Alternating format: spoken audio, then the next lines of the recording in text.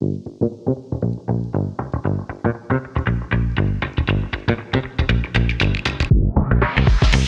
is going on, everybody? Welcome to another edition of Talking Elite Fitness. I'm Sean Woodland with Tommy Marquez and Lauren Khalil. The Open is over. How is everybody feeling? Relieved that it's over. Relieved, really? I don't know. Like, go ahead, Tommy. You go first. I was like, I'm finally on this time zone, so that helps. Yeah. I don't know. I guess relieved and not so. Like, I was personally, I enjoyed the 5-week Open. I did too. I understand the limitations and why 3 weeks is better in talking with people, but it's just me, my personal preference. I like having more weeks to compete head to head with my friends and talk crap and have a good time and do all the ball busting and stuff that you do with your gym buddies and stuff. So I think that's fine, but I think I might appreciate it even more with the broader collection of people that will be doing quarterfinals, because our gym's already talking about it, and there's a ton of people that are signed up and ready and pumped. Not signed up, but like ready to do quarterfinals. So I think that'll be a continuation of that for sure. Cool. Yes, and that's more what I mean. I'm relieved that the Open is over because I am not built for the Open with my strengths. Quarterfinals is more built for me. Let's get heavy. Let's get some high skills where there might be some bottlenecks. Like the first workout of the Open was my actual living nightmare. I've never looked like such a sloth doing movements before. And I'm glad that that's over.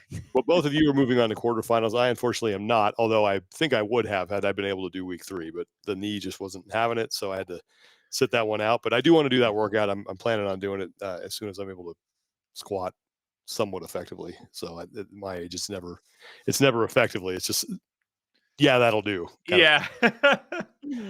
Before we jump into everything, we got a busy show today. We want to thank our sponsor, and that is R.A.D. They have been outstanding partners for us the past 3 weeks during our Open coverage. We really appreciate them.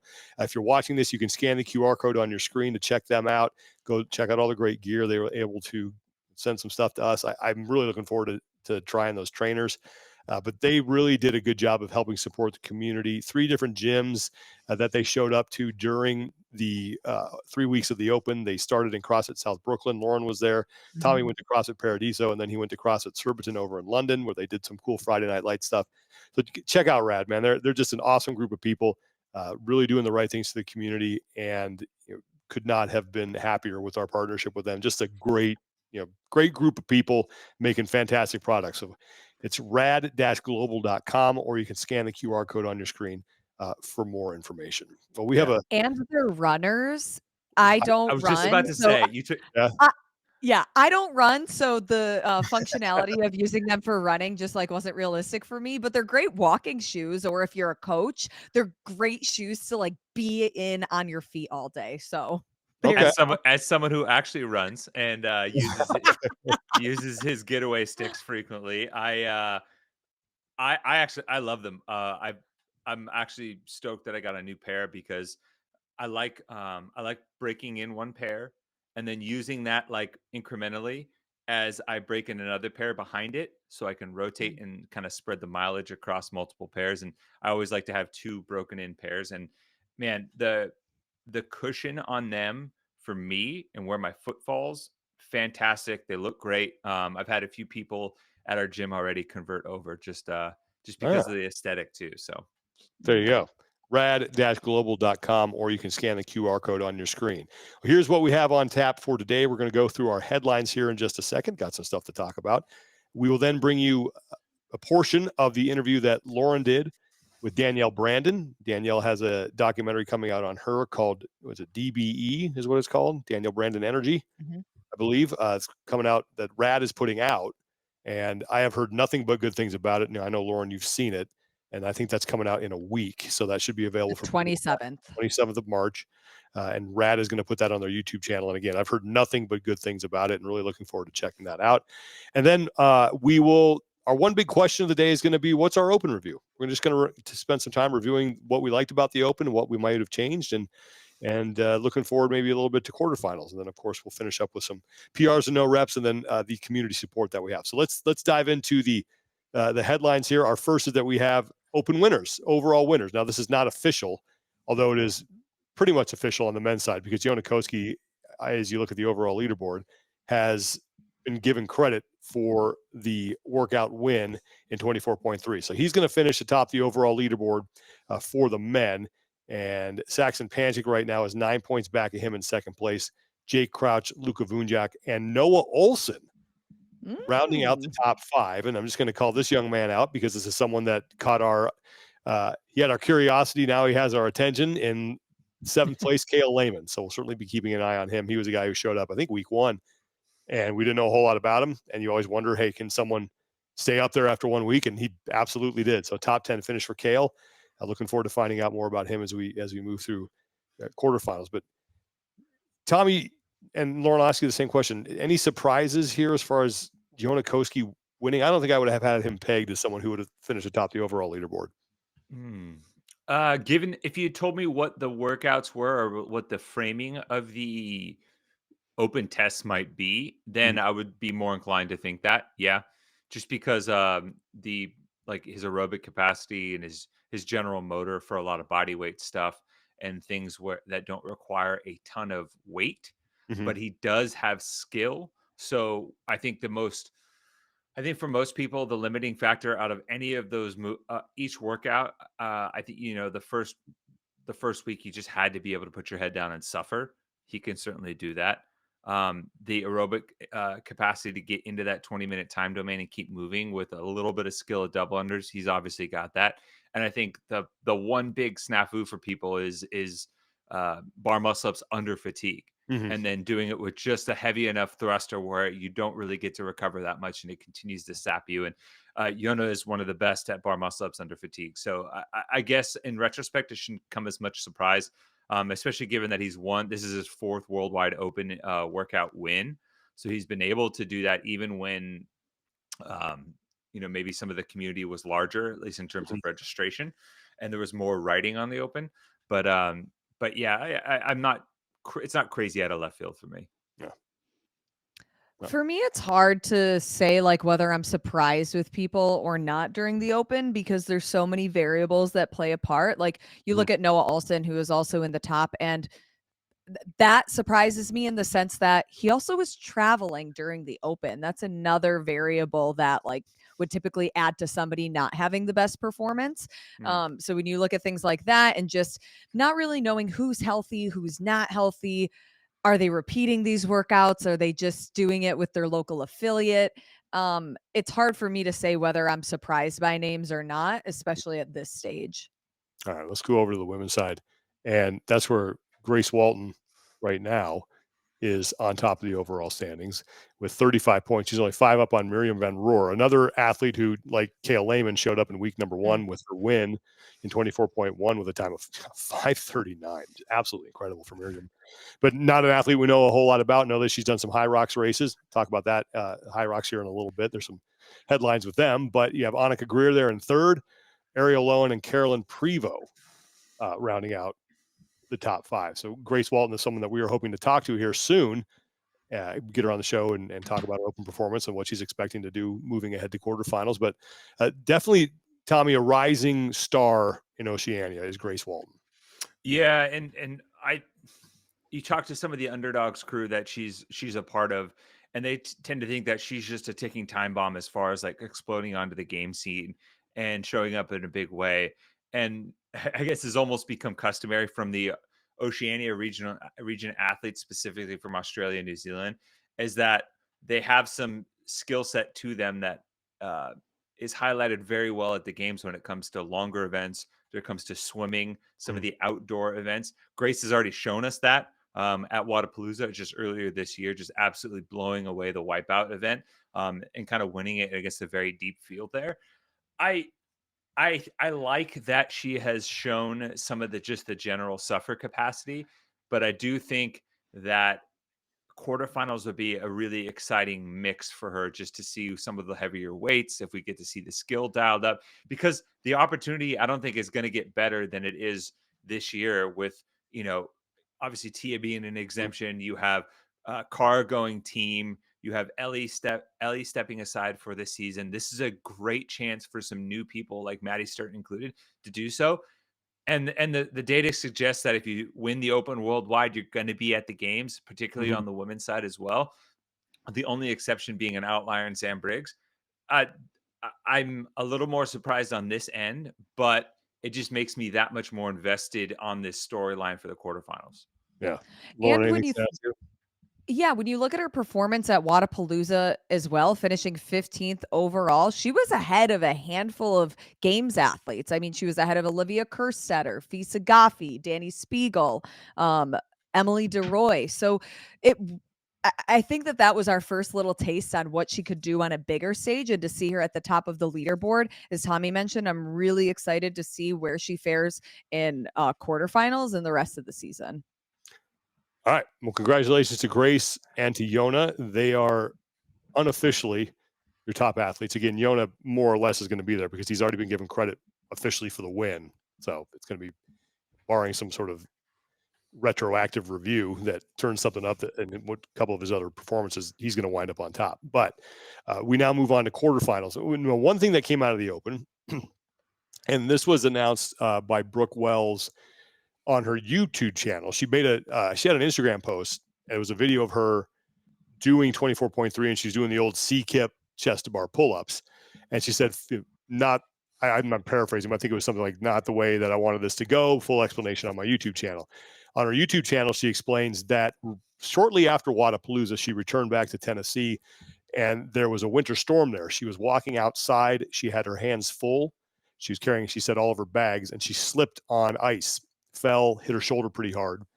Thought initially she just, bumped it pretty badly and it was going to heal and she would be fine. And then as time went on and things were not getting better to the point where she was able to train the way she wanted to, she went and got an MRI. That MRI revealed that she had a torn labrum. Don't know how this is going to play out, but she's still very much alive, still going to move on to quarterfinals. But as someone who's, didn't have the torn labrum, but I had the torn rotator cuff. Shoulder injuries they're not fun. And I don't know. Usually that, depending on how bad it is, that's everyone I've known who's ever had one. I think the vast majority of them have had to had some sort of invasive procedure to fix it. So this is definitely something to keep an eye on with Brooke Wells. So I've torn my labrum. I've torn my left labrum, and it really comes down to the severity of the tear. I tore my labrum back in 2010, 2011, I believe. Being dumb on the rings, and my tear, while noticeable, after a couple of months of rehab, I didn't require surgery. Okay. And it really comes down to how she responds to physical therapy, the severity of the tear, and that will dictate whether or not she can continue. Obviously, that's not saying anything revolutionary, but there's so much variability within like a labrum tear, and to what extent it inhibits her motion and causes pain, things like that, and how she responds to PT. I mean, if one thing is clear, she has already shown that if there is physical therapy required in front of her, she will do whatever it takes to get it done, given her ability to bounce back from that elbow injury, and knowing the extent that she did that to make sure that she was able to compete. It's unfortunate. That's like when you say, like, people are like, man, you can get hurt stepping out of your house, and like that's the kind of stuff that you hope never happens for athletes. That's like it's a huge bummer for Brooke. Yeah, I just hope that, it sucks because after she came back from the elbow injury, and then I think she got 5th the following year at the games. Am I remembering that correctly? Yeah, and tied then career best. Yeah, and then last year we see her not be able to move on from semifinals because of the ankle, Achilles, foot, one of those injuries. And yeah, I just hope that she can get healthy enough to advance and doesn't have to go have surgery again, and we see a healthy Brooke this season. Yeah. And the one thing that this made me think about, and this is going to be me arguing against myself, is I've always said, I wish the Open meant more, and this particular case, and I think with Tia as well with the wrist, is an argument for why it shouldn't mean more, because both of those athletes, I don't think you can't argue against the fact that they should probably be at the CrossFit Games. They had the capacity and the fitness to be there.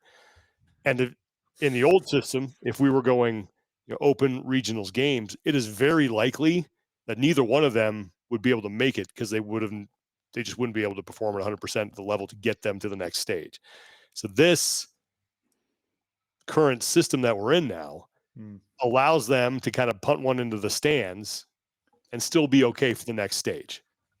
I think that's more in line with most other individual style sports, though. I agree. Like I mean, there obviously there comes a time where just look, if you're not healthy, you can't compete. Sure. But And there's a time when, like, if you're season. and there's a time when, if you're gonna distill down to the claim of fittest on earth, clearly injuries have to have a distinct impact on that. And I think that in many other individual sports, if you're injured, it doesn't. There's a couple workarounds that doesn't necessarily disqualify you from your sport's biggest prize, whether that be ATP or golf. But a big portion of that is that there's generally more opportunities for you to compete. There's more opportunities for you to wipe that away. So I think the fact that you don't get that here maybe only adds to the necessity of, like, hey, maybe this is a better system right here, as far as giving other people opportunities to compete and to move forward in the season, while not necessarily just absolutely squashing an athlete's hopes very early for something that could be remedied, especially given the general fitness that they built up. Yeah, I get what you're both saying, but part of me wants to say part of finding the fittest and part of qualifying for the CrossFit Games is who can withstand a full season and who can be healthy through all of the stages, or healthy enough to advance. So I also wish that the Open meant more. I'm not willing to die on that hill, but I think it's interesting to dive into it more, which I think we'll have to do in Death by now. But are we saying Open? You want the Open to mean more to the elites? I think the Open needs to be different. Because I'll tell you, outside of maybe a handful of years, for the top of the sport, the Open has never really meant that much for them competitively, unless you're chasing an overall win, or you happen to punt one in the stands and then suddenly you're sitting on the bubble. For the most part, the elite in the sport, the perennial games athletes, the Open has always been you do it once, maybe you do it again just to refine, but you're going to make it to the games. You're going to make it into the next format. And you just really need to make sure that you need to get into that top heat to start. But, and I think I agree with that, but I just think that it doesn't really matter anymore. There's no leaderboard watching. There's none of that really going on the Open and Tommy, in the past, like, that used to be something that we used to do all the time when it was Open regionals games. And you're right, for the elite, it doesn't matter. They're going to make it. To Lauren's point, I don't think that injury and the ability to withstand injury should be like the top criteria right off the bat. No, and I would agree with that. Yeah, should move on more in the season. And this is an example of that happening. Whereas, like, if you do it the way I would love to do it, to where the Open goes back to meaning something and there's leaderboard watching and there's spots on the line here, very likely that neither Tia nor Brooke, because of their respective injuries, would be able to get past that point. And I don't think we want to live in a world where that right off the bat in the Open is a thing. So anyway, I think this is just an argument for the way we're doing it now. All right. Next thing, briefly mentioned HYROX and Miriam Van Roer, who has done very well at that sport.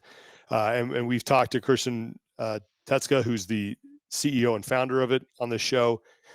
And we've talked about, the kind of CrossFit athlete that would be good at a HYROX event. And I think the poster child for that is Kristi O'Connell, who just went and won the HYROX event in Houston. Yeah, that's an athlete I can't believe didn't come to the top of my mind when I was thinking about who would be really good at this from the CrossFit world. But she wins the HYROX event in Houston.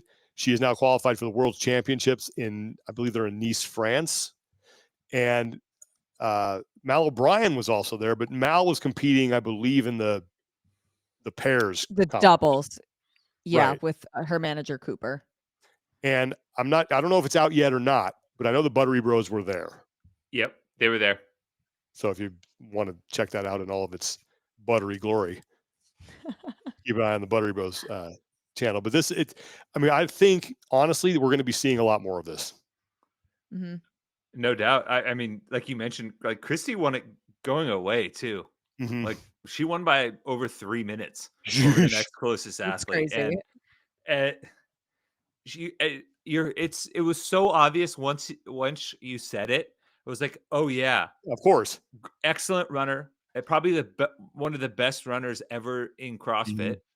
She's got a sub 3-hour marathon. She's got tremendous lower body leg endurance and power output for her size.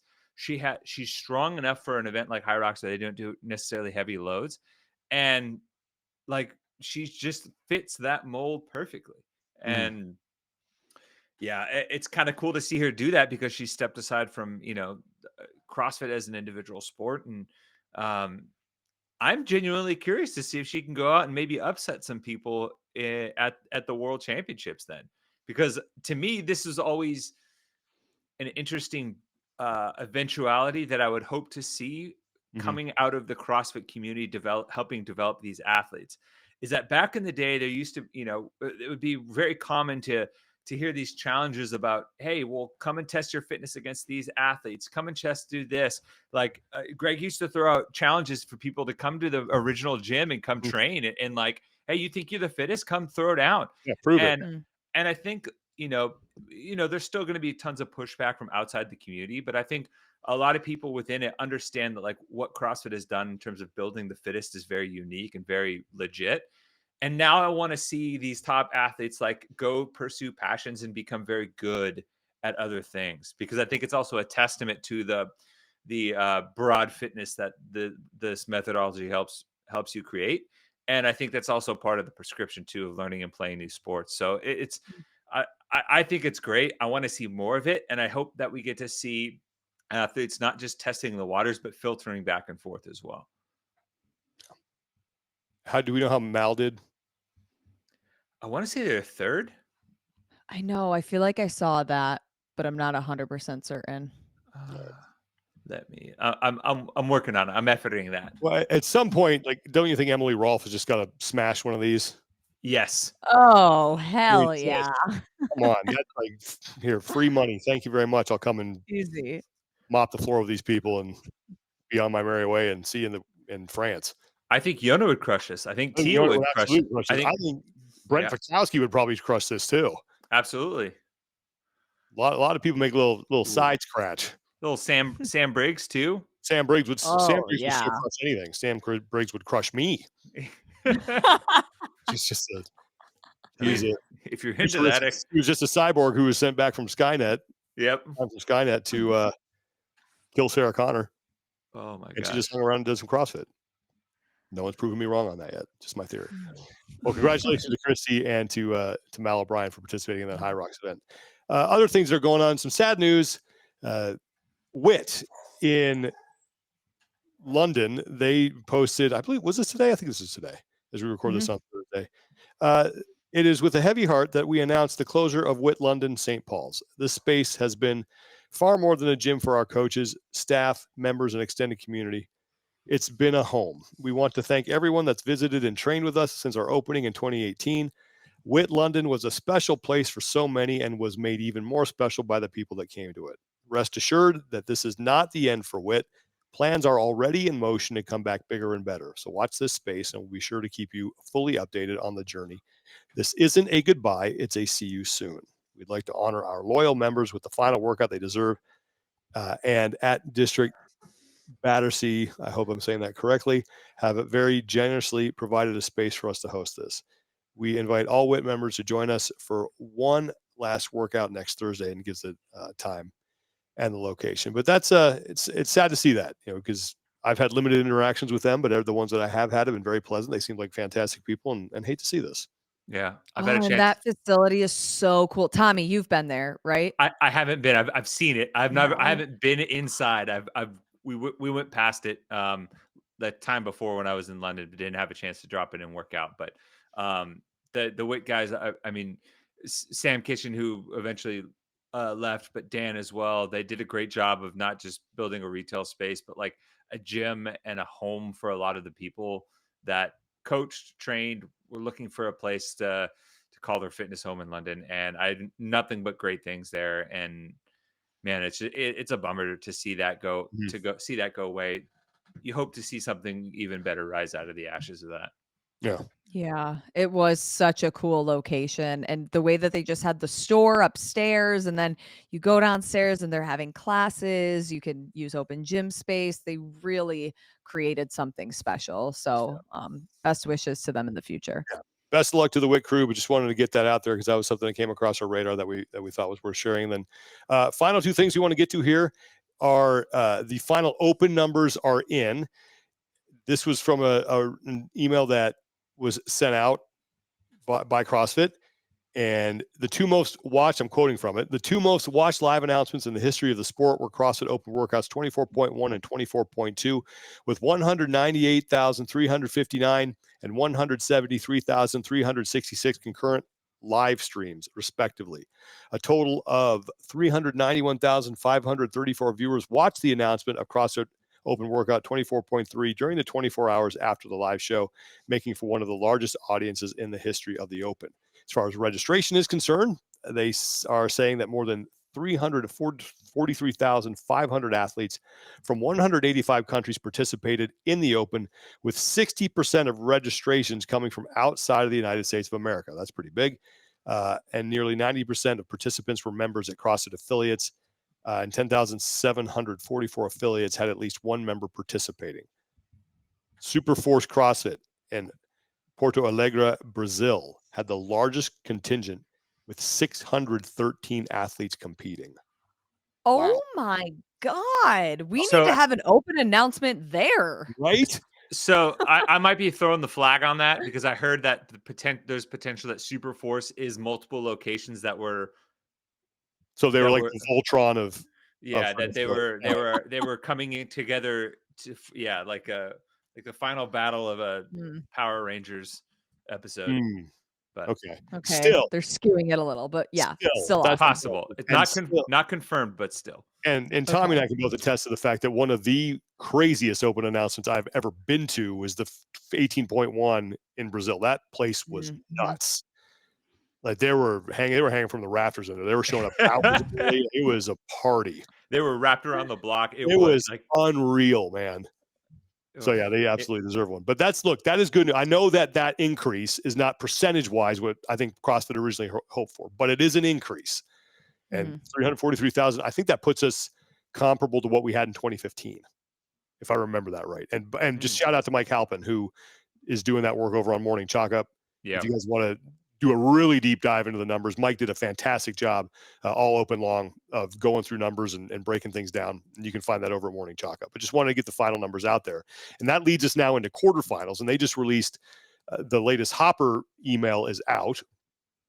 And there's some things to note here regarding quarterfinals, and a lot more of you are making it to the quarterfinals. And the biggest is that the submission windows have changed. So in the past, and correct me if I'm wrong here, it used to be it was like a 24-hour period to get the first two in, 24-hour period to get the second two in. Didn't mean you had to do them in that order, but to report your scores. And then you had that final one or two to get in on Sunday. I think there were 3 different windows that you had to submit. Yeah, I don't. My brain is a little fuzzy on it. I had it written down somewhere, but yeah, it might have just been 2. Could have been 2 48-hour windows. I know there were 2 feel days. like it was 3 submission windows. I think it was 3 as well. It was due Friday, Saturday, and Sunday. They opened it Thursday, right? Sure. They announced it Thursday. That's when it opened. Scores due at like noon Eastern on Friday. I feel that Saturday and Sunday is what my memory is. Clearly, I never made it to quarterfinals, so I don't know. That is how I remember it. But this year now, there's 2 windows, but they're 3 days each. So you have a lot more time now to get your scores in. And again, you don't need to. The way I understand it, you don't have to do them in a certain order. You just have to have their scores in at a certain time for those workouts. So like you could technically do. You can game it a little bit, but yeah, the windows restrict you slightly from like doing them out of order, if that makes sense. Yeah. And but what I like get sent out to April 1st. what I like, and I'm sure affiliates will also appreciate, is new this year. They are providing, or CAP is providing, lesson plans for each workout that can be run in a class setting. So that's probably where I would do it, because I don't need to tape my performance because I ain't moving on. Mhm. So that's something new that Yeah, they're doing for affiliates, which is The great. details on the submission windows are Wednesday noon Pacific to Saturday 5 p.m. Pacific, and then Saturday 5 p.m. Pacific to Monday 5 p.m. Okay, so any athletes that are hoping to get to semifinals, I'm going to read from the email. Upon request, athletes may be required to submit video of their workouts. If they cannot provide a video with proof that the workout was conducted within the given score submission window, they may receive a 0 score. All right, that's important. So you think you're going to go to semifinals. If you want to have a chance to go to semifinals, record your workouts, submit them on time, and have that stuff at the ready if it is asked for. Mm-hmm. Safe tip. Ooh, quick update.